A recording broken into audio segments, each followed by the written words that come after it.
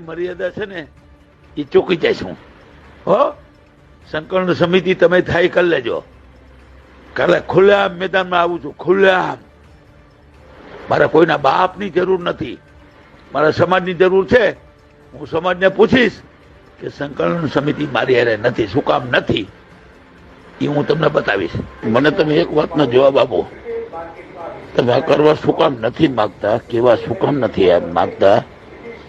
જો તમને કહી દઉં, મારી પાસે એટલા બધા પ્રૂફ છે. તમારા બેન છે ને તૃપ્તિબા રાવલ થી માંડી અને 3 અને બીજા 2 5 શું કર્યું છે, આ કર્યું છે, તે કર્યું છે, જે કઈ હોય.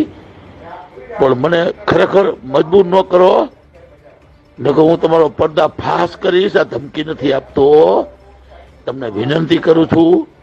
આવી કોર કમિટી ન હોય, આવી સંકલન સમિતિ ન હોય. તમે એમ માનો છો હું શું કરી શકું? તમને કાલ જ બતાવી દઈશ.